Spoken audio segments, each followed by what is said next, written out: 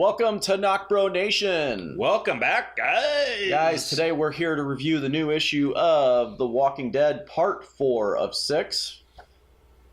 Yes, I was right. Yes, 178. New World Order 178. So,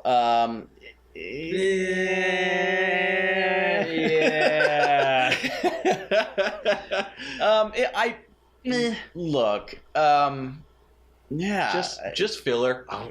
Yeah, it was just filler. It wasn't really that exciting of an issue Till the end. Still, I mean, it was really quick, but yeah, even so, where we left off, 177. Sadiq stumbles upon Mercer and George. Mm-hmm. George discussing their plans and their dissatisfaction, disdain, with the governor. And basically revealing their true feelings of that they really could take over anytime they want, or maybe they possibly should. Mm-hmm. They have the numbers. So when apparently George says that there's other guys that are behind Mercer, so it seems like there's mutiny afoot, and these dudes are ready to rock and roll. So it's kind of where this issue picks up, where it left off, is they're talking to Sadiq. Sadiq's like, "Oh, I'm trying to find the bathroom, guys. I didn't hear anything." Yeah. They're like, which "Yeah, they you immediately pick up on, and they know that he's lying. Mercer now just intimidates him. Just kind of gets up close, softly. Gets into his face, right? He does it softly, a little. And he kind of explains to Sadiq that, look, I actually like the governor, but I do not like the kid. Like the kid, the son of the governor. Yeah. I mean, he's an asshole, but he's kind of just says, he's doing his duty. He's very thankful to be there with the governor, but he's like, I understand that you're new here, and you don't know George and I, and that's kind of when he goes into explain. But he's like, but he kind of says to Sadiq, like, you look like you couldn't, like, I don't know, like, find a silver spoon or something like that. He's like basically insulting him, saying that you're not. Well, no, he's. That silver spoon comment was towards the governor's son. Kind of like, you look like you wouldn't know what a silver spoon is. Because he references that right after he mentions the son of the governor. Oh, actually he says, don't look like you know your way around a silver spoon, if you catch my drift. So he's actually talking to Sadiq, but... Yeah, he's talking to Sadiq. Yeah. But after mentioning the son of the governor. Yeah. So... It's an insult. It is an insult. Yeah. Either way, but I mean, even Mercer's like, we know that you heard everything that you said, but you're going to keep it, you're going to be cool about it, right? And Mercer says, I'm cool with it. And he says to George, are you cool? He's like, I'm cool. And then as Sadiq's like walking by, Mercer says, the bathroom's this way. And then Sadiq walks by again. He's like, my bad. It's just, that part was just hilarious. So. Yeah, so we cut back to the hilltop with Maggie and Dante, kind of in their... That could have went without this part. But. Yeah, I mean, it was after they were making out, got caught making out. Yeah. By Eduardo, I think. Mm-hmm. And here's Dante just kind of, whispering in her ears, wanting to be close to her. While she's looking at I don't know, didn't really see what she was looking at. It looked like a map or plans, maybe some type of plan. Maybe something to rebuild. But Sophia barges in. And this is just kind comical. of... calls her a whore. She goes off. Yeah, she's like, so we kind of hear, before we see her face, we see the lines that says, so it's true. You are fucking Dante. And yeah, she calls Maggie a whore. And this whole thing is that she's very upset because she was hearing inklings, whispers from around the people around Alexandria that they hooked up. And she's yelling at Maggie saying, I was defending you, saying, oh, that's completely not true. Mm-hmm. But now she sees it in front of her eyes. And the biggest thing is, like, she says, I knew you two weren't my real parents, after her parents got killed, but she considered Maggie and Dante her parents after, Maggie and Glenn. Maggie and Glenn, excuse me, not Maggie and Dante. Maggie and Glenn, because they were looking after her, and she's, And what pisses me off the most is, like, look, it's just a child, so she doesn't quite know. And Maggie tells her, look, you're a child. It's none of your business, exactly. Which is really cool. But she goes on to kind of yell at Maggie saying, do you even love Glenn, or did you even care about Glenn? Dante's gross. Why are you with him? And it's like, gosh, man, it's like... Yeah, it was. Wanted to smack her. A lot of tears and sobbing, and Maggie just saying, "Look, I wanted to be happy. It's been a long time since I've been alone." Blah blah blah. It's been a long time, and I've been alone. Yeah, right? and they make up in the end. Sophia understands and apologizes, and it was. I don't know. I just kind of... Well, Maggie apologizes for not telling Sophia right away about that, as if she has But she has to? The need to do so. Yeah. And it was just... It's like one of those scenes where, like, where did this come from? Like, I get it a little bit, kind of. Yeah. But so later on in the issue, Sophia actually runs into Carl and kind of wants Carl's opinion. And Carl's like, I don't care. When my dad, got together with Andrea, I was just glad he was happy. Yeah, because Sophia asked him, he was like, so how did you feel when your dad started seeing Andrea? And like he said, Carl's like, it was no big deal. I wanted my dad to be happy. I don't care. Yeah. And so then, yeah. But I think now that has a placement in the story, because here he's kind of spending a little bit more time with Sophia, and off the side we have Lydia. So... yeah, that kind of plays into the story. Right. But this whole Maggie Sophia thing, I just felt it was not... Didn't need it. Yeah, didn't really need it. And then we do get back with Michonne and Elodie. This part was actually interesting. Elodie is, telling her that that she grew up hating her mom because she left. She felt that they abandoned her, or she abandoned them, Elodie, Colette, and had them go with their father. And Michonne, I just love the panels where it shows Elodie saying something and then Michonne back and forth. Yeah, so Elodie's basically saying, "Look, I hate you. I might not ever want to talk to you again." And Michonne's like, "That's okay. That's okay. That's fine." She's like, "No, seriously, I hate you." And that's okay too, or right. I don't even want to be around you. And Michonne's like, that's okay too. I understand. Right. And in the end, Elodie's just like, who are you? Yeah. Well, one thing that was interesting is that even Michonne said that she didn't really hate her children, but she blamed her children as well. It's like she had, because how Elodie said, I blamed you for abandoning us. Michonne kind of said, well, I blamed you too. So what though? It didn't really go into details. Like, maybe they stayed with the dad instead of her before the outbreak? Something like that. I don't know, but they didn't go into detail of it. She just said, I blamed you too, but they didn't just go... Yeah, we don't know too much more. I mean, were they divorced? I don't know if were they together, just separated? I think they were separated. I think they were separated, yeah. So anyway, we get this weird panel of Michonne saying, I'm your mother and I'm always going to be there for you. Yeah.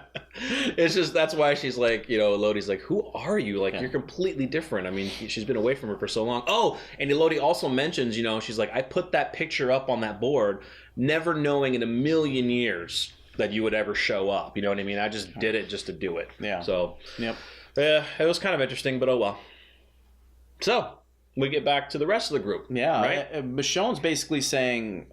she comes outside or meets the rest of the group with the governor. After making up with her daughter, basically says, look, this is a good place. I can trust these people. Mm-hmm. The governor's like, excellent. We'll go ahead and start bringing all of your weapons back, and you're basically free to stay here. And free to roam around and stay. I think they said they were going to bring them out and show them kind of living quarters that they could stay in, blah, blah, blah. And then Eugene's like, so can I talk to Stephanie now?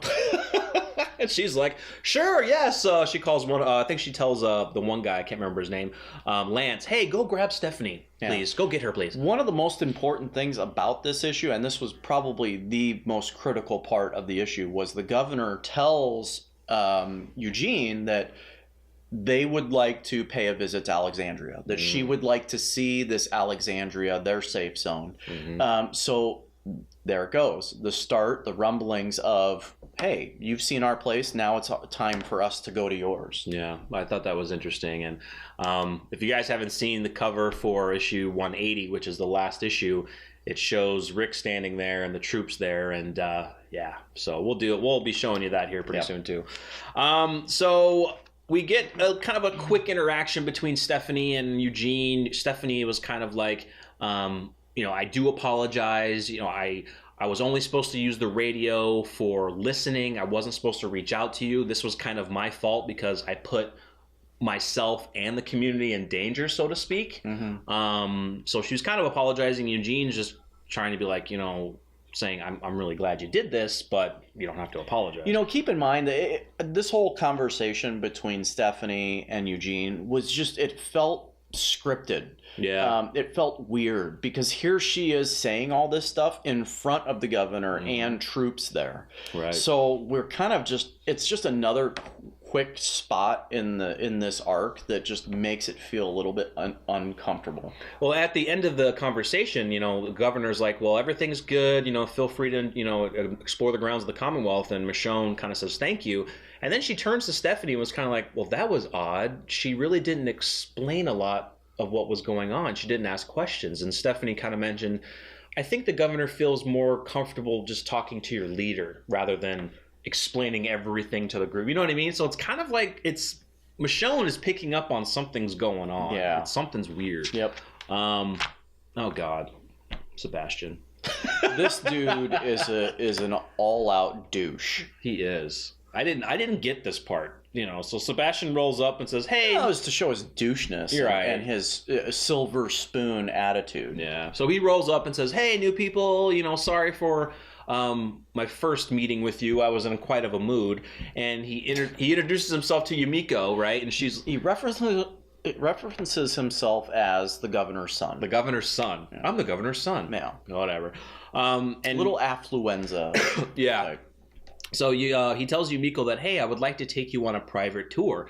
And he's grabbing her hand, and she tries to pull away and says no. He continues to grab her and says, hey, I think you want me to be an ally rather than an enemy. And he's like pulling her. She's like, let go of me, you creep. Yeah. Magna comes up and is like, let go. Of course. She pushes, he pushes Magna to the ground, and Princess comes in with her spear, and she's like, hey, you freaking. But he's basically a bully. What is your problem? Yep. And then what does Sebastian do? He yells at the guards. Do something. Right. And what does Princess do? She says, are you about to make me put my goggles on? And you know what that means. Well, so they're surrounding her, telling her to drop her weapons.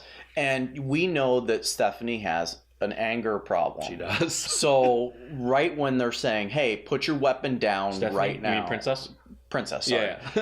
Yeah. Sorry, Princess. That's when you could see that angry look on her face. And that's why she asked about the goggles. And then Michonne's like, Princess, no, listen to what they're doing. And she's like, too late, goggles on. Boom, boom, boom. She takes them all out. She kicks their ass. She doesn't kill them, she just beats them up. Yeah. And then at the end, she's like, you guys are wimps. Seriously. Like, I think the armor just slows you down.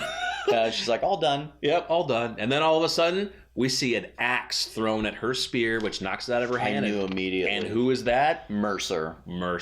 So he rolls up on him and says, hey, don't move. Sebastian's like, I want everybody arrested. Yeah, he's like, arrest all of them. And Mercer's like, even the ones that weren't doing anything? Yeah, even the ones who were standing around not doing anything. He's like, yes, they assaulted me. And Michonne's trying to, give her feedback, and then Elodie steps in, and Sebastian actually slaps Elodie. I didn't actually see that right away. Yeah. And it's like, he kind of says, this is assault, you need to back off, you need to know your place. And Michonne is getting angry. Her daughter just got slapped. She's about to pull the sword out, and Elodie stops her and says, no, don't. And the interesting thing about this last panel is that Elodie tells her mom, no, we have to know our place. It's like, really? So it's like, this Commonwealth, don't know what's going on, but if you have to know your place, then this is not like not like a free society, but you know what I'm saying? Like, it's more like a dictatorship. Exactly. Yeah, that's what it feels like to me. It feels like, and it goes back to the whole, when we first met the governor, and she's like, everyone's a gear, working in a system. And it was like whatever. What you said. You were like, something about her just seems like she's putting on a facade. Yeah. Yeah, it was, there were some parts that were okay, but for the most part, 178, part 4 of 6, I think to us was just filler building up, maybe a better part 5 and part 6. Right. I mean, We've read all of the comics. There have been other ones that have just been filler. They've just been okay. We love The Walking Dead. We're not narking on it. It's just like we were so amped up from the last issue, and then we get into this one, and it was kind of like, well, it moved forward slowly, but we have to wait till 5 to really get into more stuff. Yeah, and look, they're building a story here, right? Especially with a group of over 50,000 people. So supposedly, we still haven't seen that yet. That's very true. Still haven't seen it. But we have to lay the groundwork, and that's what an arc is about. But I just expected this a little bit earlier, right? Yeah. But anyway, it's still a good issue. We loved it. Let us know your thoughts, guys, of issue 178, The Walking Dead, New World Order 4 of 6, and let us know your theories of anything about the story that was going on here that we may have not picked up on, or comments on any of our theories and ideas. Let us know what you think of Sebastian and what a douche he is. Yeah, what a douche he is. Does he remind you? No, I was trying to think of who he reminded me of. I almost thought of Troy from Fear, but he's not really he's not like Troy. He ain't no Troy. He's not Troy. He's not psychotic. And awesome. Exactly. All right, guys, we are done for the day. We'll see you next time. We're NocBro Nation. We're out.